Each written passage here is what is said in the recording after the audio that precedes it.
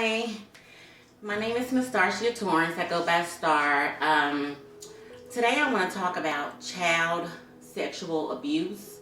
I am a victim, survivor of childhood sexual abuse, and this is something that a lot of us do not talk about. Most families sweep it under the rug and they don't address the issue, and it becomes a generational curse. It becomes something that you pass on down to the next generation in your families because nobody's discussing it and coming up with a solution or preventive measures to prevent the things from happening again. I'm going to read some statistics on victimsofcrime.org. Childhood sexual abuse statistics. The prevalence of child sexual abuse is difficult to determine because it is often not reported. Experts agree that the incidence is far greater than what is reported to authorities. CSA is also not uniformly defined, so statistics may vary. Statistics below represent some of the research done on child sexual abuse. The U.S. Department of Health and Human Services Children's Bureau report Child Maltreatment 2010 found that 9.2% of victimized children were sexually assaulted. Studies by David Finkelhor, director of the Crimes Against Children Research Center, show that 1 in 5 girls and 1 in 20 boys is a victim of child sexual abuse. Self-report studies show that 20% of adult females and 5 to 10% of adult males recall a childhood sexual assault or sexual abuse incident. During a 1-year period in the U.S., 16% of youth ages 14 to 17 had been sexually victimized. Over the course of their lifetime, 28% of U.S. youth ages 14 to 17 had been sexually victimized. Children are most vulnerable to CSA between the ages of 7 and 13. According to a 2003 National Institute of Justice report, 3 out of 4 adolescents who have been sexually assaulted were victimized by someone they knew well. A Bureau of Justice Statistics report shows 1.6%, 16 out of the 1,000 of children between the ages of 12 to 17 were victims of rape, sexual assault. A study conducted in 1986 found that 63% of women who had suffered sexual abuse by a family member also reported rape or attempted rape after the age of 14. Recent studies in 2000, 2002, and 2005 have all concluded similar results. Children who had experience of rape or attempted rape in their adolescent years were 13.7 times more likely to experience rape or attempted rape in their first year of college. A child who is a victim of prolonged sexual abuse usually develops low self-esteem, a feeling of worthlessness, and an abnormal or distorted view of sex. The child may become withdrawn and mistrustful of adults and can become suicidal. Children who do not live with both parents, as well as children living in homes marked by parental discord, divorce, or domestic violence, have a higher risk of being sexually abused. In the vast majority of cases where there is credible evidence that a child has been penetrated, only between 5 and 15% of those children will have genital injuries consistent with sexual abuse. Child sexual abuse is not solely restricted to physical contact.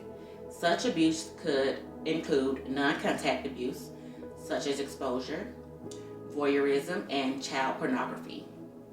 Compared to those with no history of sexual abuse, young males who were sexually abused were 5 times more likely to cause teen pregnancy,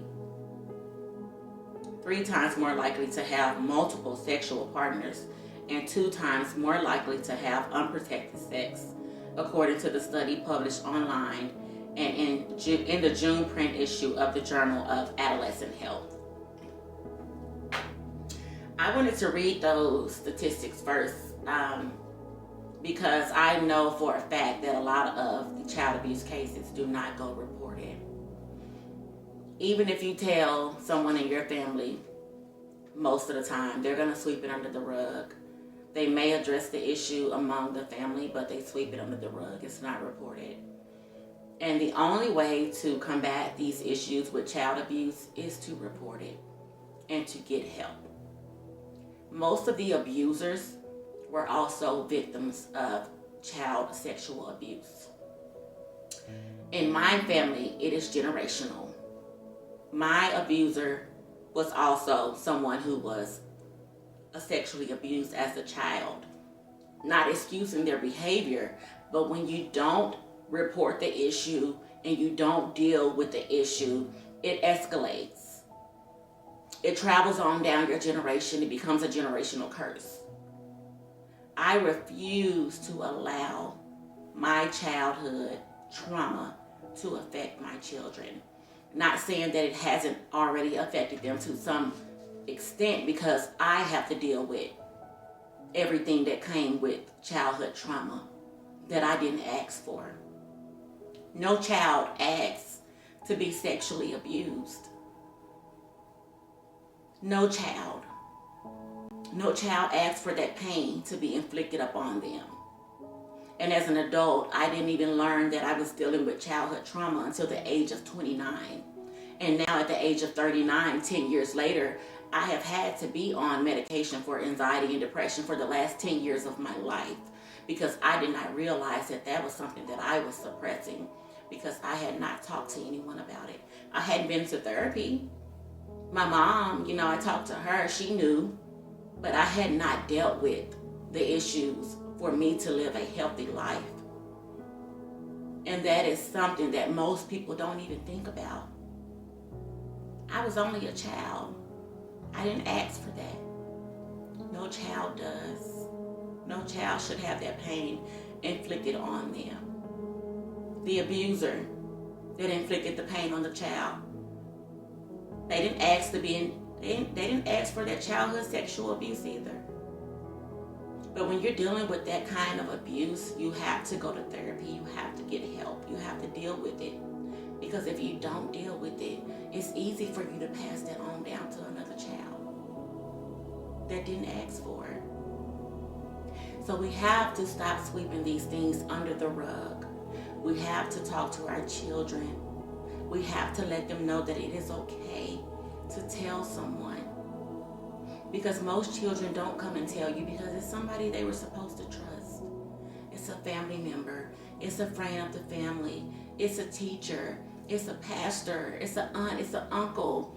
It's somebody that they know closely that they didn't think would hurt them. And now they're afraid to speak about it because they don't want to get that person in trouble. They don't want to hurt them because that's somebody that's supposed to love them. So how do you help them to be able to feel comfortable about telling you that someone has touched them inappropriately?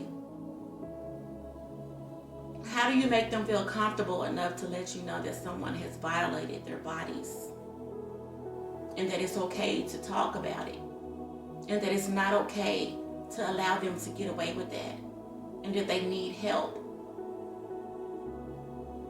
This is something that I'm going to be talking about over the next few weeks, because there are so many people in this world that need help with childhood trauma, that were either molested, raped, whatever the case may be. They were involved in some type of childhood sexual abuse that needs to be addressed. And if we don't start to heal our bloodlines, these generational curses will continue on. And I just cannot allow that to happen to my children and my grandchildren, not on my watch. It stops with me. And I need more brave people to come out and heal their bloodlines and say that it stops with them. You see, all of these people in the entertainment industry that are coming out that have been abusing people sexually were also abused as children. Where does it stop? We don't even know where it began. It may have began long time ago. We don't know. But it started somewhere. And if we don't end it, it continues on. So join with me. Let's help our children and their children. Let's find a solution to stop the abuse, to stop the childhood trauma, so that our children and their children have a chance to live normal, healthy lives without being victims, without having to survive this type of abuse that's being inflicted upon others by people they love and trust. Thank you for tuning in, and I look forward to speaking with you all again, and I hope that you all will come back and watch me talk about how we can fix these issues in our communities. Thank you for tuning in.